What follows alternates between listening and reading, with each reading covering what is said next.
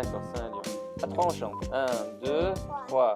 Vivre libre, au-delà des sentiers battus.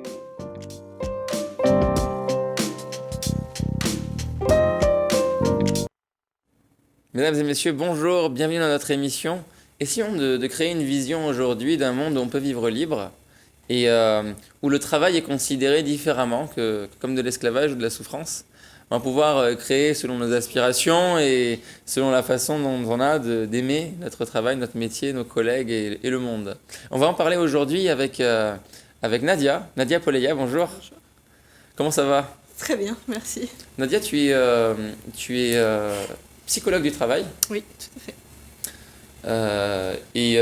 Et tu as tous les jours des rencontres avec des salariés, des patrons. Comment ça se passe ton métier? Raconte-nous. Oui, donc je suis psychologue du travail en libéral Mhm. et du coup j'interviens dans les entreprises essentiellement sur la thématique des risques psychosociaux. D'accord. Donc juste pour rappel, les risques psychosociaux, c'est ce qu'on appelle le stress, les violences internes et les violences externes, donc tout ce qui est conflit, harcèlement moral et sexuel et les agressions qui peuvent venir des personnes extérieures à l'entreprise. Waouh! Pouvant être générateur de mal-être, de souffrance, etc. Ça veut dire que ça pourrait ne pas être générateur de mal-être, tout ça? Oui, ça peut rester à un degré de stress, D'accord. tout à fait, Et il y en a qui arrivent à rebondir, qui arrivent à se relever? absolument.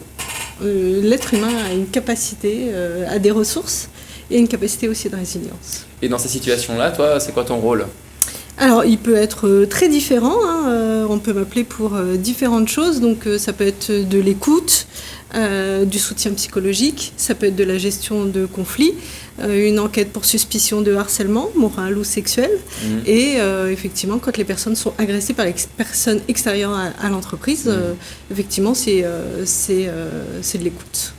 Donc finalement, tu participes à faire un peu la déco intérieure d'une entreprise, à l'intérieur des gens eux-mêmes, c'est ça? Je ne sais pas si c'est de la déco, mais en tout cas, l'objectif est quand même d'absorber les émotions, de les réguler dans l'entreprise pour que ça ait un moindre impact de façon individuelle et collective. D'accord. Et est-ce que tu aurais des anecdotes à nous raconter ou, sans citer le nom des personnes ou des entreprises, des choses peut-être un peu croustillantes? Alors, j'ai pas d'anecdote particulière relative, mais il faut savoir que c'est une vraie problématique. Mhm. Et effectivement, on parlait du contexte Covid. Le contexte Covid a effectivement révélé des problématiques particulières. Lesquelles, Donc, par exemple, ça serait passé comment chez Bah, les salariés, les entreprises, les dirigeants? disons que le côté enfermement, rupture du lien social a été générateur effectivement pour les personnes qui étaient un petit peu fragiles, d'exacerber un petit peu les troubles. Et ça s'est révélé aussi dans le collectif de travail. Donc beaucoup de gestion de conflits dans ces périodes, beaucoup de gestion de mal-être Les conflits qu'il y avait déjà ont explosé ont pu exploser Ouais. parfois. et ça a été encore à un autre niveau que ce qu'on Ça a avait. été à un autre niveau et ça peut aller à des niveaux un petit peu supérieurs avec effectivement des suspicions de harcèlement moral. Ouais. Tu as eu des gens qui sont tombés en dépression parfois ou Ah, des bien sûr, tentatives de suicide, tout ça? Ça peut arriver, oui. Et puis j'interviens aussi quand il y a des suicides Hmm. pour réguler effectivement l'émotion d'une équipe. Comment tu fais? Raconte-nous. C'est quoi Un suicide le processus. à La Réunion ou un décès, Ouais. tout ce qui est événement potentiellement traumatique. Mhm. Donc on intervient assez rapidement dans une équipe pour les écouter et pour les soutenir psychologiquement, Mhm. réguler aussi l'équipe parce que c'est très violent à Ouais. recevoir. Ouais. Écoute, moi aussi, quand j'écoute ça, je suis vraiment étonné de voir qu'il y a autant de souffrance. Moi-même, en tant que consultant dans les entreprises et les mairies, je vois qu'il y a beaucoup de conflits. Mhm. Et souvent, pour des petites broutilles, des petites à choses, fait. on en fait tout un pataquès Tout à et fait. ça en vient parfois aux mains. Il y en a, ils tombent en dépression. C'est... Quand on prend des sanctions, c'est encore pire. Oui, mais en même temps, il faut savoir que quand on est dans un cadre professionnel, on a des droits et on a des devoirs et on ne peut pas tout se permettre. Ouais. Et en l'occurrence, la violence, quelle qu'elle soit dans l'entreprise, n'a pas sa place. Mm. Moi, par exemple, je suis pour les stratégies qui évitent les affrontements et la blessure des égos, la distanciation des gens, les uns par rapport aux autres. D'accord. et le fait de la non-sanction, de fonctionner sans sanction. D'accord. Euh, C'est un prisme. c'est un parti pris, c'est un parti pris. Surtout dans les mairies, ça marche bien. D'accord. Parce que on n'a pas la possibilité de virer les gens ou de les menacer. Dans la fonction publique, Dans la fonction effectivement, publique, globalement. on licencie pas beaucoup. Voilà, on peut pas dire tu pars, machin, c'est des procédures trop difficiles. Donc faut trouver des stratégies quand même pour pouvoir vivre avec vivre avec la personne qu'on déteste. C'est compliqué. C'est très compliqué. Oui, ça peut être vraiment générateur d'un mal-être. Oui, Ouais. tout à fait. Et là, on va rentrer dans le cadre de cette émission. Mhm. Le cadre de cette émission, c'est on va s'imaginer être dans un monde où on vit libre, tu vois. D'accord. Et dans ce monde où on vit libre, il y a un mode de fonctionnement qu'on a quand même. On continue de fonctionner avec nos entreprises, nos relations, nos façons de faire. Comment fonctionnerait ton métier de psychologue du travail ou les relations en entreprise dans un monde où on vit libre? Je pense que ce qui est générateur justement de mal-être, c'est de se sentir emprisonné dans quelque chose. Imaginons qu'on soit collègue et qu'on ne s'entende pas, que j'ai du mal à te supporter au quotidien. Ce qui va être générateur de mon mal-être, c'est de me sentir potentiellement enfermé dans cette relation parce que je n'ai pas de porte, je crois que je n'ai pas de porte de sortie. Par contre, si je me pensais libre, je pourrais me dire que demain, je pourrais effectivement démissionner. Alors effectivement, c'est pas donné à tout le monde de démissionner, mais en tout cas, le fait d'entrevoir des portes de sortie, c'est ça qui est libérateur. Donc voir des possibilités et surtout se sentir libre. C'est-à-dire pour toi, c'est un rapport au sentiment qu'a la personne par rapport à elle-même et sa capacité à avoir d'autres possibilités. Absolument, et de se penser acteur lui-même, de ne pas se dire qu'il n'y a que l'entreprise qui peut me changer de service ou me changer d'équipe, mais moi aussi je peux être acteur de ma propre vie, et même si c'est compliqué dans ce contexte actuel de démissionner, oui, mais en même temps si je me sens plus bien quelque part, j'ai quand même aussi cette option, et me donner aussi l'opportunité de faire quelque chose que j'aime avec des gens que j'apprécie. Il y a un temps, on aurait pu faire ça, c'est-à-dire il y avait cet épanouissement-là, dans le sens où il y avait une déqualification à l'embauche, une surqualification à l'emploi. Ça te parle un peu ça ? Non. Déqualification à l'embauche, je t'embauche pour un poste qui est beaucoup plus élevé que ta compétence actuelle. D'accord ? Ok. Et tu vas apprendre sur le tas à le faire. D'accord. Et tu vas devenir bon au fur et à mesure que tu le fais. Ça, c'était l'époque d'avant. L'époque d'avant même mes parents, je crois. Et à cette époque-là, quand on écoute les témoignages, eh ben, apparemment, on pouvait dire je démissionne du jour au lendemain. Et puis on retrouvait le travail facilement. Parce que c'était dans les semaines qui suivent. Oui, c'était le plein emploi, donc effectivement c'était facile. Mais c'est pas parce qu'il n'y a pas le plein emploi que c'est potentiellement toujours compliqué. Il faut aussi se dire que parfois on se met ses propres barrières.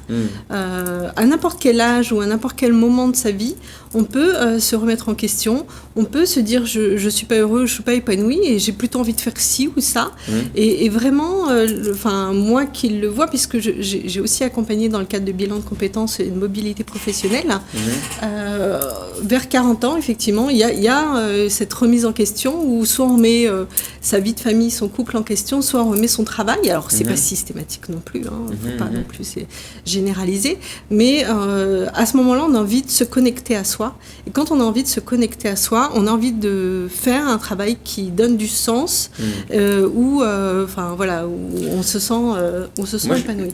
J'arriverais à l'envisager pour les personnes qui font des carrières avec de bons salaires, par exemple. Et avec des possibilités en termes de réseau, en termes de famille, en termes de connaissances et de confiance, mais pour des personnes qui sont bloquées dans un métier, dans une tâche, dans une façon de faire, avec juste, c'est-à-dire au niveau financier, c'est juste, tu vois. Là, il n'y a quasiment pas d'autre choix que de garder le job, sinon on baisse drastiquement de style de vie, c'est-à-dire, dans un cas, il y a celui, pour imager, qui va gagner 6 000 € par mois, il va faire un autre choix de vie, il va gagner que 3 000 € par mois. D'accord ? Et dans l'autre cas, il va y avoir quelqu'un qui gagne 2 000 ou 1 500 € par mois. S'il perd ça, il va au RSA. Ah ouais. Mais ça, c'est Il va aux aides ouais. sociales. Sa vie change du tout au tout. C'est-à-dire sa maison, son appart. Il va devoir aller mendier en fait. Il va devoir aller chercher un logement social. On lui donnera peut-être pas, tu vois. Et là-dessus vont se rajouter des problèmes. Quand il sera malade, peut-être qu'il n'aura pas assez d'argent pour pouvoir se payer. C'est horrible ce que tu décris parce que en fait c'est toute la problématique des croyances limitantes. Et imaginons que cette personne qui est salariée, qui pense ne savoir faire que quelque chose, derrière ça va forcément être un scénario catastrophe. Mais non, peut-être qu'il va faire quelque chose qu'il aime, peut-être qu'il va passer de 1 200 à 3 000 euros. Il y a aussi des scénarios possibles à l'inverse. Et franchement, enfin, il faut arrêter de s'enfermer dans des choses. Il y a sûrement plein de personnes qui ont plein de talents.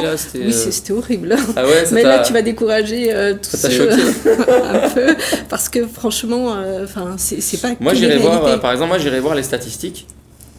J'irai voir les études et les statistiques pour voir, par exemple, durant cette crise Covid et même encore aujourd'hui, quels ont été les impacts sur les gens.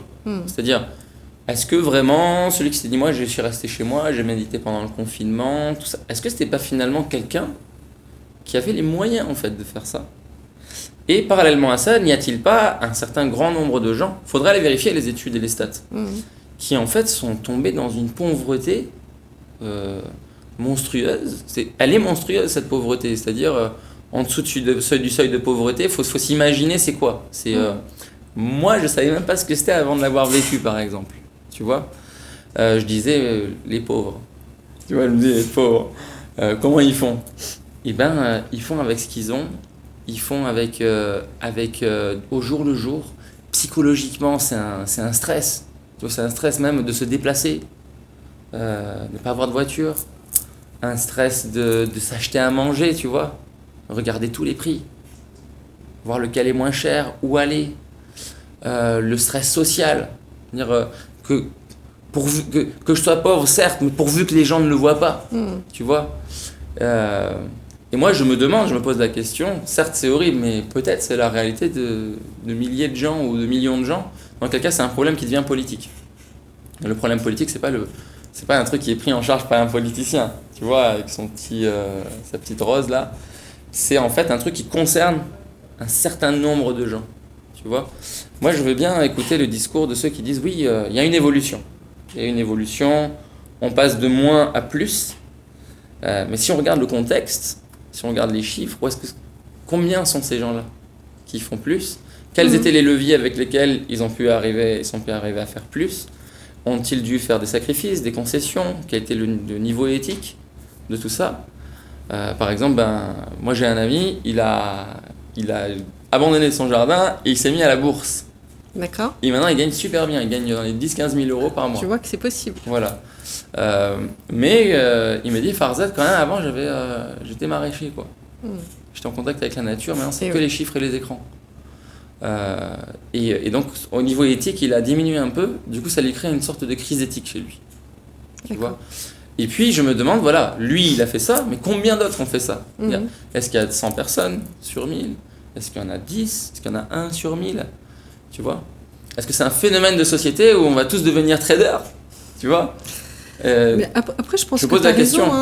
Je pense qu'il y a des millions de Français, de Réunionnais qui ont mal vécu effectivement le Covid et qui ont eu des difficultés. Mais ça, c'est une réalité évidente.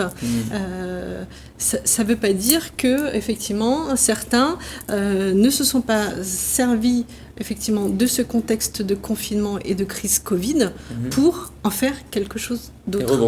Et rebondir. Mais j'ai envie d'aller dans ton sens. Dans ce sens qui n'est pas horrible. Comment on pourrait dire? C'est comment si c'est pas horrible? Je ne sais pas, mais qui est une opportunité. Une opportunité qui est beau, voilà. Allons dans le sens où c'est beau pour toi.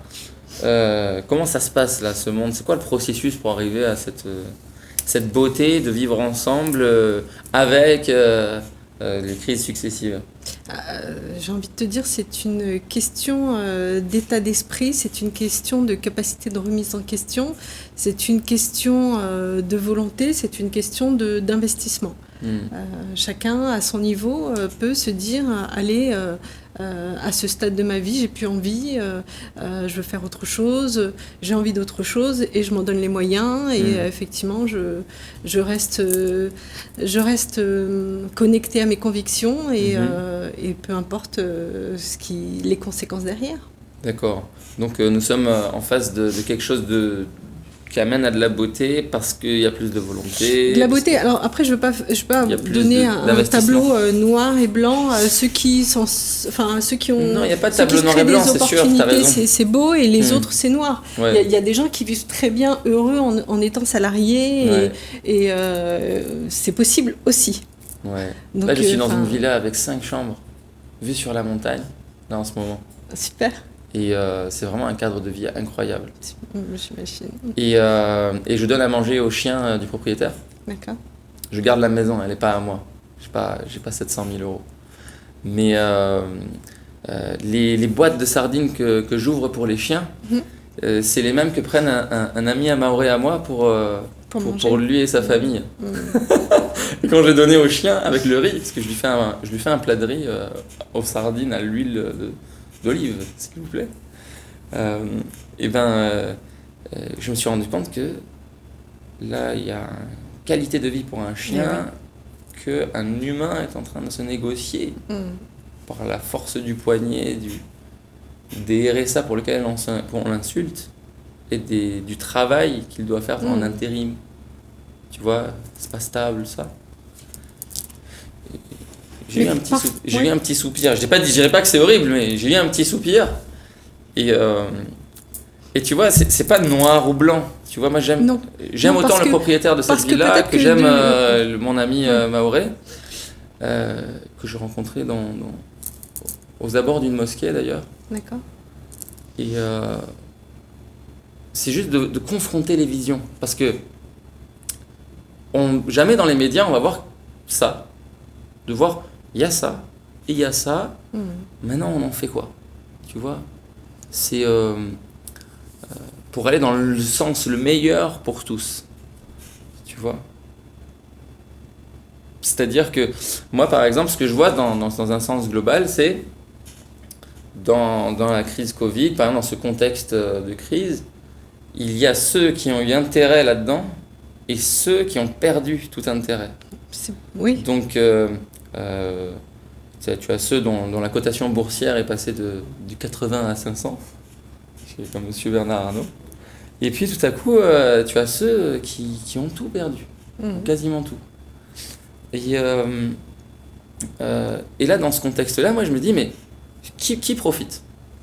À qui profite ça, cette situation? Et je vois par exemple que ce mouvement social j'en suis arrivé à un stade dans ma vie où je vais me détacher de mes biens matériels, où je vais travailler pour moins d'argent, où je vais flexibiliser mes contrats de travail, où je vais abandonner un CDI ou mon statut de fonctionnaire. Ça profite à celui qui veut cette flexibilité de l'autre côté. Ça profite à la personne qui dit mais c'est ça, pour moi c'est une aubaine. Je vais pouvoir payer les gens moins, des gens qui exigent moins et des gens qui veulent moins de sécurité. Et qui acceptent de vivre dans un taudis finalement, à manger du canigou. Tu vois? Et donc je me dis, où est la beauté dans tout ça? Et quel est le processus pour arriver à une beauté au-delà de ça? Où est la beauté dans tout ça? Peut-être qu'aujourd'hui, ton ami Maoré mange effectivement des sardines en boîte, mais peut-être que c'est pas sa réalité de toute sa vie. Peut-être que demain, il va être CDIsé quelque part, peut-être qu'il aura un salaire correct, peut-être qu'il va permettre à ses enfants de faire des études, peut-être que ses enfants vont bien gagner leur vie, vont lui permettre de lui acheter une maison, et la beauté, elle sera là-dedans. C'est qu'il se sera totalement investi dans quelque chose, dans sa famille, et il en produira sûrement des choses belles. C'est intéressant ce que tu dis. Et j'en ai un exemple d'ailleurs. C'est dans un village reculé en Iran, dans les terres de l'âme, qu'on appelle Bostejan, là-bas, près de la ville de Domran. Il y a une famille, et Bostejani, c'est ma famille, qui possède le village. Donc ils sont grands propriétaires terriens, riches, ils font des pistaches, ils font des grenades, tout ça. Et dans ce village étudie mon oncle qui va devenir architecte aux États-Unis. D'accord. et qui va avoir un succès fulgurant. Et mon oncle, un jour, me raconte une histoire.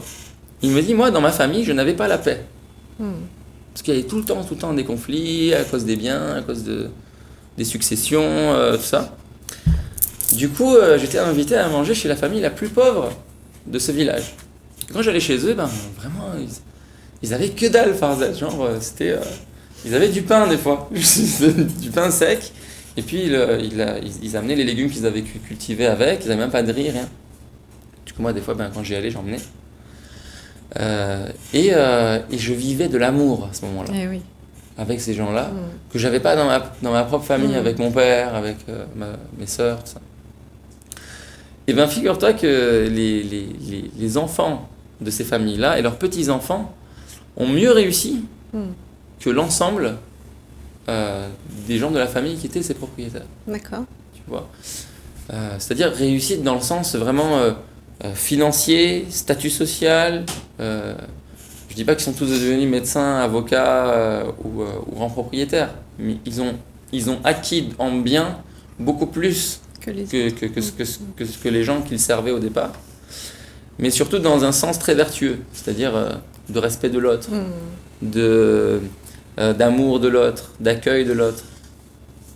Et est-ce que ça va un peu dans ce sens-là, ce que tu dis ? Ça peut aller dans ce sens-là, et je rebondis sur ton anecdote pour dire que le bonheur ou la liberté ou la beauté, elle ne réside pas uniquement dans la réussite sociale et financière. Enfin voilà, peut-être que ton ami Maoré, le fait d'être en famille avec ses enfants, peut-être que son bonheur se nourrit aussi là-dedans, et peut-être qu'il n'a pas plus d'ambition que ça, et c'est pas grave. Et peut-être que, voilà, il faut arrêter de penser que le bonheur ne se trouve que dans la réussite sociale et financière, parce que c'est pas toujours le cas. Ouais, de voir d'autres dimensions du et bonheur. Oui, absolument. Ouais. C'est important. Ma femme me dit souvent, j'admire les Mahoraises parce que elles sont belles, elles sont confiantes. Et puis moi, je les admire. Je me dis, mais comment elles font pour gérer autant d'enfants ? J'ai du mal avec un. Ouais. Et donc, par où on commencerait pour construire ce monde-là, Nadia ? Où il y a ce bonheur-là déjà en entreprise, depuis là où on est, depuis là où tu es. C'est de se dire aussi, peut-être que où est le bonheur justement dans ce que je vis, dans ce que je suis. Peut-être que moi, me lever tous les matins, ça me rend heureux, d'aller travailler, ça me rend heureux, de retrouver ma femme ou mon mari ou mes enfants le soir, d'aller à la plage à La Réunion ou de faire des marches, de se dire finalement ce que j'ai, c'est peut-être des choses que d'autres n'ont pas, et pour moi c'est une richesse déjà. D'aller là où je suis nourri, je me sens nourri. Oui, et la nourriture, elle peut venir des petits instants de bonheur, de plaisir, de toutes les émotions négatives qu'on peut prendre partout, tout le temps, à chaque moment de sa vie. C'est important. Et toi qui es une femme résiliente, tu es en train de changer un peu de carrière aussi, avec un nouveau projet ? Tout à fait. Moi, j'ai profité du confinement, effectivement, pour réfléchir. Pour changer, effectivement. Tu t'es dit quoi, psychologue du travail, c'est pas un métier, il faut que je change ou non ? Alors, je me suis pas dit psychologue du travail, c'est pas un métier, il faut que je change. Ouais. J'aime beaucoup mon métier, il est juste un peu fatigant émotionnellement. Ouais. Donc j'avais envie aussi d'autres choses. Ouais. Et maintenant, tu vas faire des objets de décoration intérieure de production artisanale réunionnais. Tout à fait, puisque moi je suis née à La Réunion, même si j'ai vécu longtemps en métropole. Je suis née à La Réunion, donc avec la culture de La Réunion, et moi qui adore la décoration, effectivement j'ai fait le constat qu'il y avait peu d'objets fabriqués à La Réunion, ou en tout cas c'était pas suffisamment mis en valeur. Et j'ai donc créé la marque Les Inspirations de Nadia. Avec des objets et des accessoires de décoration strictement fabriqués à La Réunion par des artisans locaux, avec un savoir-faire local, des matières premières qui viennent de La Réunion, des fibres végétales, des matières naturelles. Et donc ça va sortir bientôt. Ça c'est cool. Écoute, moi je te souhaite, et on te souhaite avec tous les téléspectateurs, d'être parmi ceux qui ont cette réussite qui augmente en bien-être dans toutes les dimensions, et qui a profité à un grand ensemble de gens. Je te remercie. Chers amis, d'ici notre prochaine rencontre, je vous souhaite de vivre libre.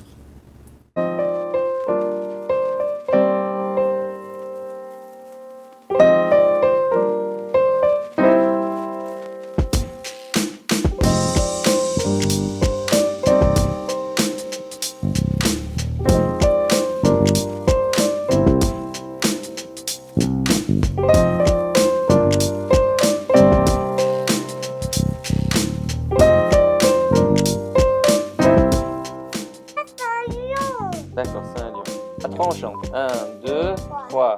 Vivre libre, au-delà des sentiers battus.